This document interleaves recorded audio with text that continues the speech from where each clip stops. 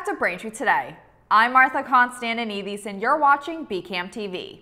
Now we'll be getting into our latest stories from the week. International travel is about to get a whole lot easier. The Biden administration announced last Friday that the United States will no longer require a pre-departure COVID-19 test to enter the country. The rule applied to all travelers regardless of vaccination status or citizenship, but grants exemptions to travelers 2 years and older who had recently recovered from the virus. The change comes more than a year after the country started requiring a negative test for entry and more than 2 years since the pandemic began. The Centers for Disease Control and Prevention have determined that the requirement is no longer necessary. A number of countries have already dropped their testing requirements for fully vaccinated travelers. The decision will be reassessed in 90 days, and the health agency plans to evaluate it on an ongoing basis. As of Monday, June 13th, students and staff at Boston Public Schools will no longer be required to wear face coverings while at school. The decision was based on a sustained downward trend in COVID-19 cases at Boston schools and came just 3 months after the city voted to end its citywide mask mandate. At the time, BPHC recommended a threshold for when it would drop its school masking policies. Boston was one of the last school districts holding on to its mandate. Currently, Amherst Pelham is the only school in the state still requiring masks. The state is still monitoring and reporting health trends. On Friday, over 35,000 molecular tests were conducted and 2,050 new positive cases were reported. Currently, 553 people are hospitalized in Massachusetts and 54 are in the ICU. 7 new deaths were also reported. The town of Braintree also continues to monitor COVID data from the state. In the last week, the town hall reported 67 new positive cases. The town hall website currently shows a total of 10,525 positive cases since the start of the pandemic.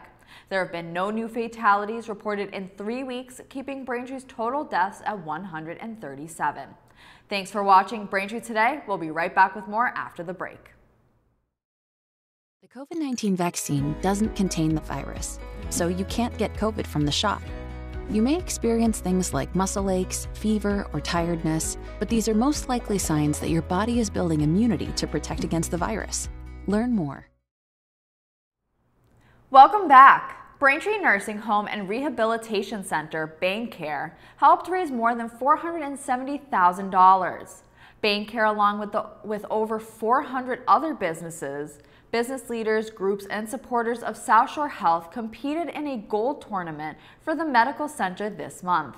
In May, BainCare participated in South Shore Health's 33rd annual golf classic held at the Plymouth County Club and the Pinehouse Golf Club in Plymouth in order to help raise money to support South Shore Health's establishment of behavioral health and substance use disorder services. For more information, visit www.baincare.com. And for more information on South Shore Health, you can visit www.southshorehealth.org.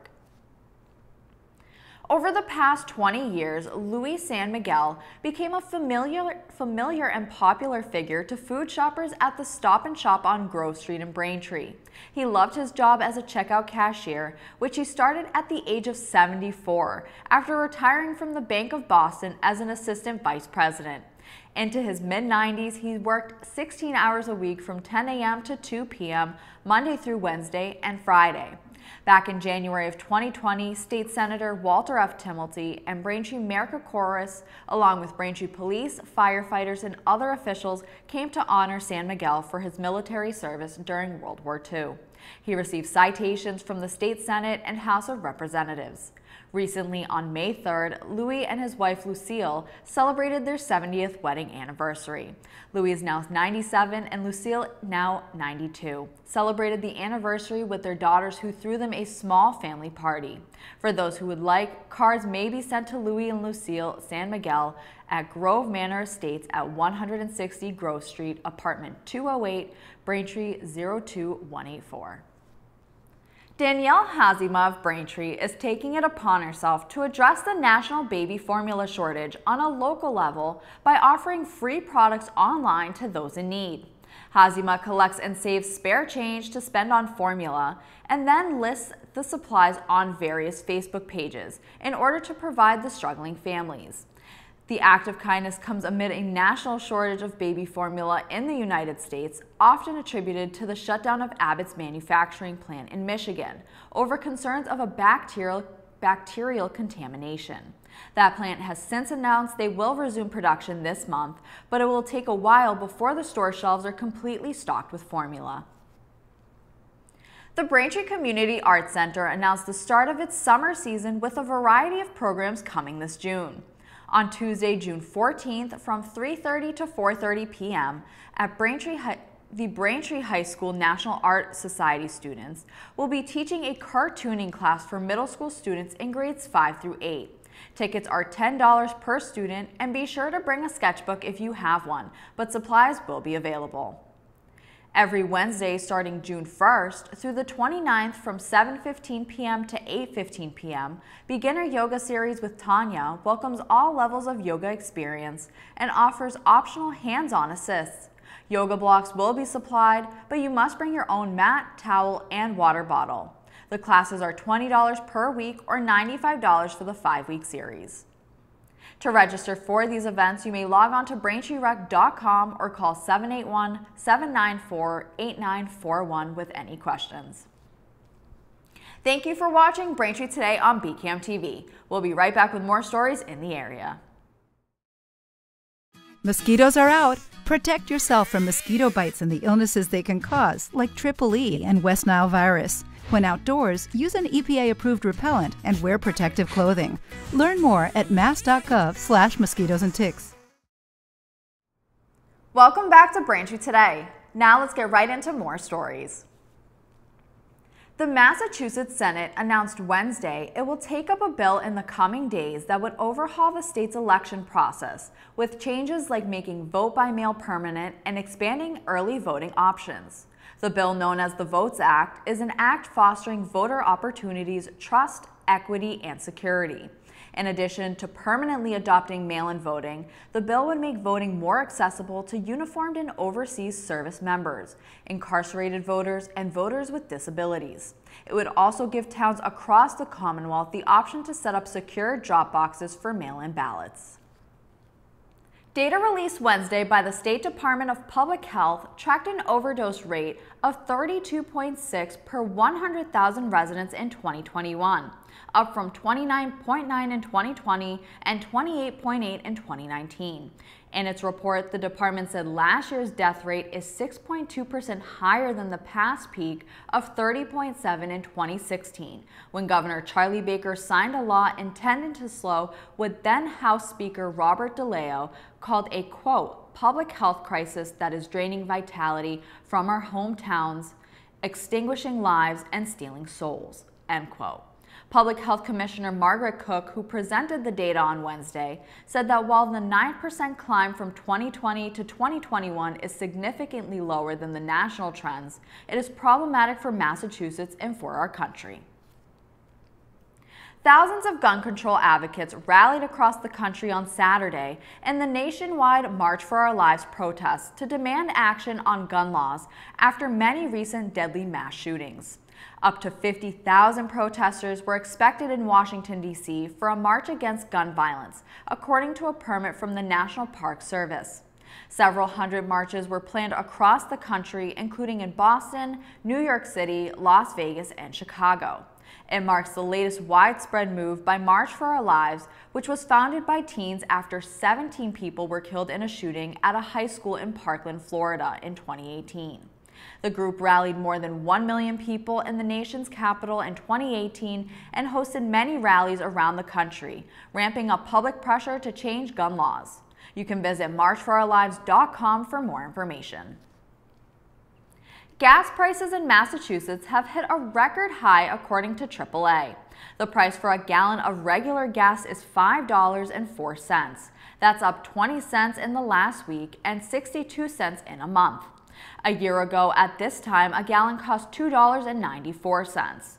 The national average is also at a record high of $5. The state with the highest average is California, where a gallon of gas now costs $6.43. But diesel prices continue to slow decline, averaging at $6.21 a gallon. That's down 20 cents from a record high of $6.41 last month.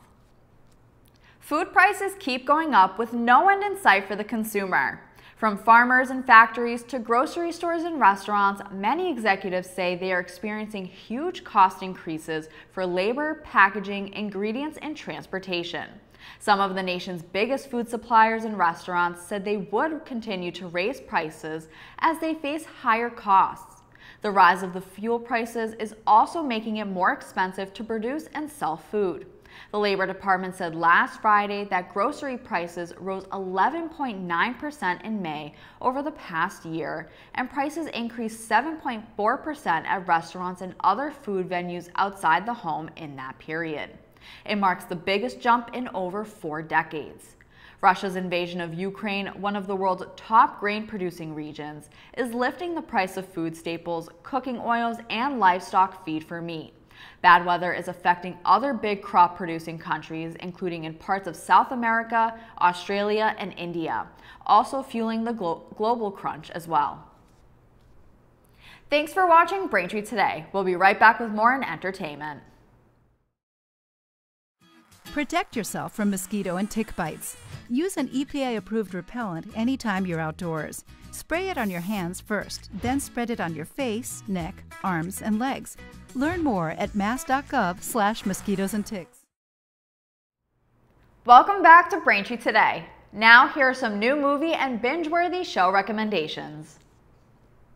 First up is Jurassic World Dominion, the sequel to Jurassic World Fallen Kingdom, the 6th installment in the Jurassic Park franchise. After the destruction of Isla Nublar, dinosaurs now live alongside humans, causing a fragile balance which will reshape the future and determine whether human beings are to remain the apex predators. Jurassic World Dominion will be released in theaters on June 9th. Next in entertainment, the latest season of Peaky Blinders was finally made available to stream in the US. In 1919, Britain is a mixture of despair and hedonism, with returning soldiers, newly minted revolutions, and criminal gangs who are fighting for survival in a nation rocked by economic upheaval after the Great War. One of the most powerful gangs, the Peaky Blinders, is run by returning war hero Thomas Shelby and his family. Though Thomas has bigger ambitions than just running the streets, he recognizes an opportunity to advance in the world because crime may pay, but legitimate business pays better. Trying to rid Britain of its crime is Inspector Chester Campbell, who arrives from Belfast to try to achieve that goal. You can watch Season 6 of Peaky Blinders on Netflix. And finally in entertainment, Hustle, starring Adam Sandler as Stanley Sugarman, a washed-up basketball scout whose love for basketball is unparalleled. The high ambitions of being a coach causes him to remain stuck on the road looking for the next unknown talent. While in Spain, he discovers a phenomenal street ball player, Bo Cruz, played by NBA player Juancho Hernan Gomez. Bo is an incredible street ball player with a troubled past. Stanley and Bo connect on and off the court with their passion for the game and as loving family men who want to prove they can win, in basketball and in life. You can watch Hustle in theaters. That'll do it for news today. I'm Martha Konstandinidis, and thank you for watching Braintree Today on BCAM TV. Stay safe and we'll see you next time.